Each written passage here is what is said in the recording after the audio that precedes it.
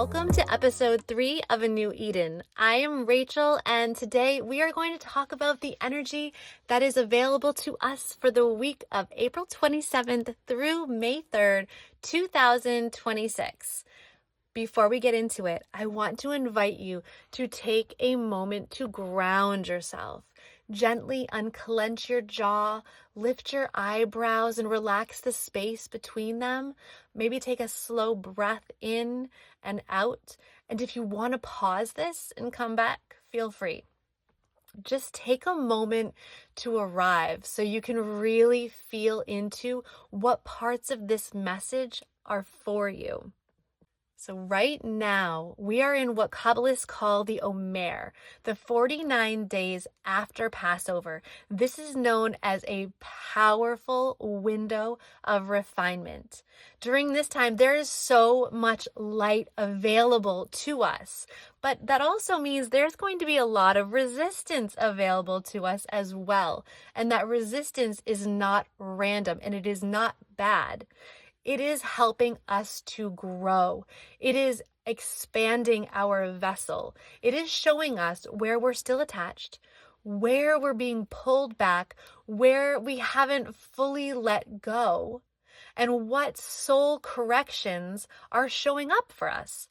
So the work that we do during this time is expanding our vessel and allowing more light in and bringing more blessings and miracles for the entire year.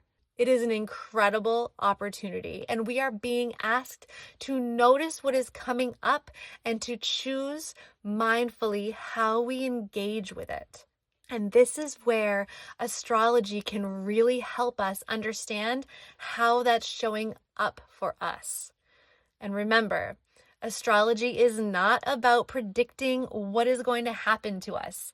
It is about understanding the energy that we're moving through and choosing how we engage with it. And right now we are in Taurus season, which means the sun is in Taurus. So this is the energy that we are moving through day to day.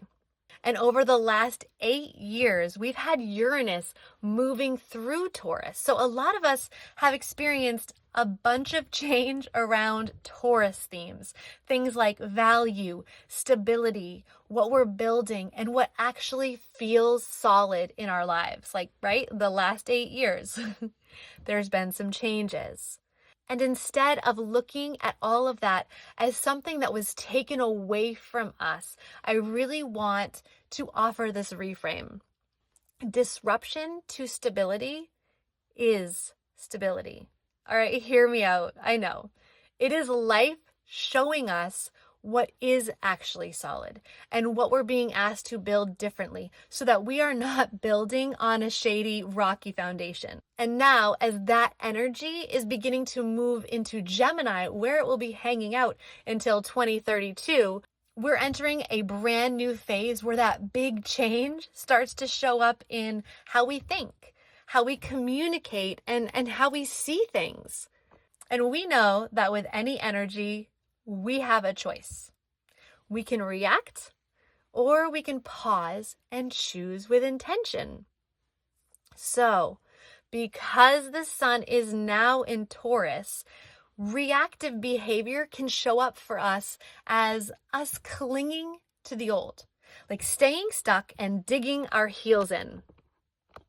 Or we also have the option to engage with that same energy very differently.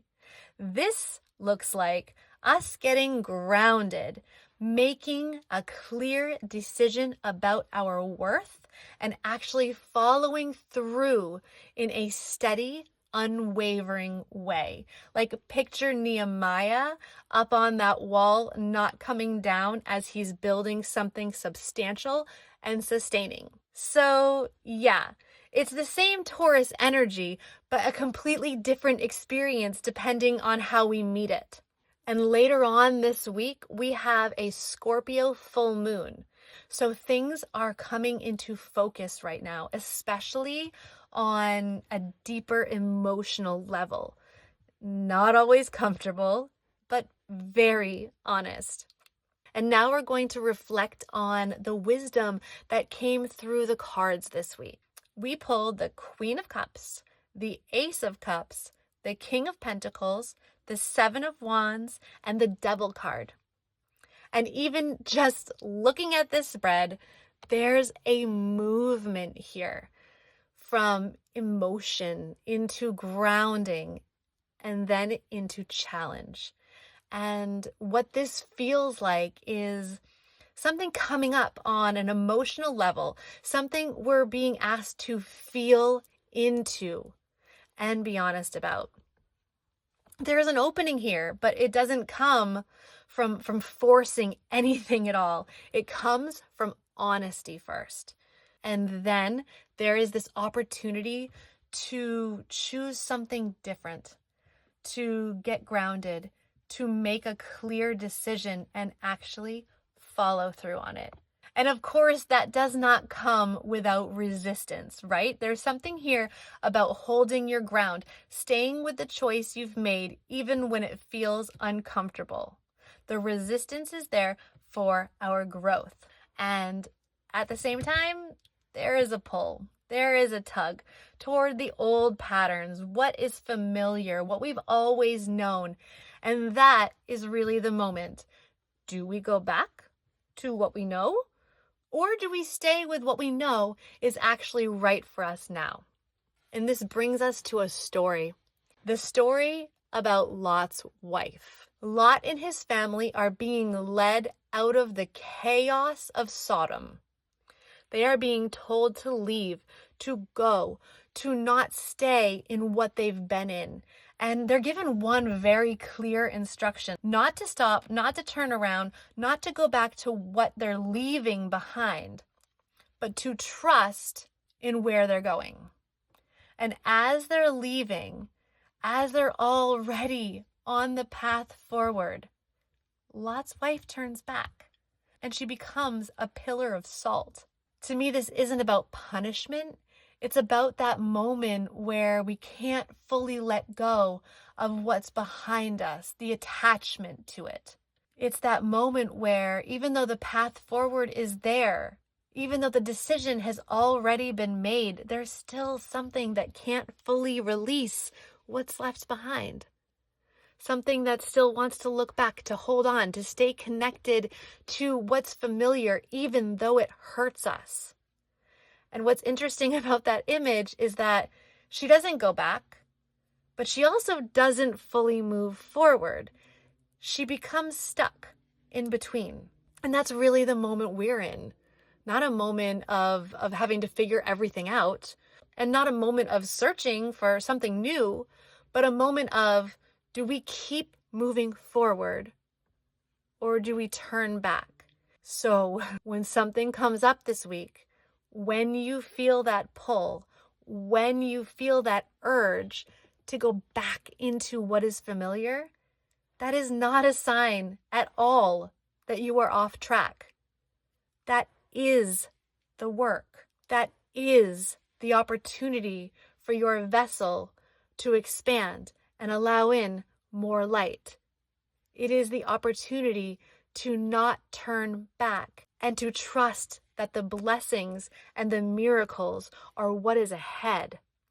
So this week, let's be honest about what's coming up.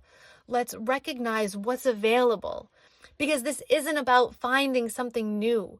It's about not abandoning what you already know is right, even when it would be easier to. So a journal prompt for this week is, where in my life do I already know what's right for me, but feel a pull to go back to what's familiar? And what would it look like to follow through on what I know without abandoning it when it gets uncomfortable? And a mantra we can carry with us this week is, I trust what I know. I move forward without looking back. I do not abandon what is right for me. Thank you so much for being here with me. If something in this resonated, I'd love to hear from you. You can reach out to me on Instagram or click the link in the bio or share in the comments how this energy is showing up in your life. I really enjoy hearing how this lands for you. And if you're feeling called to go a little deeper, I do offer recorded one-on-one sessions where we can look at your specific situation and what's coming up for you personally. Just reach out to me and we can see if it feels like a fit for us. And I'll see you in the next episode. Have a great week, you guys.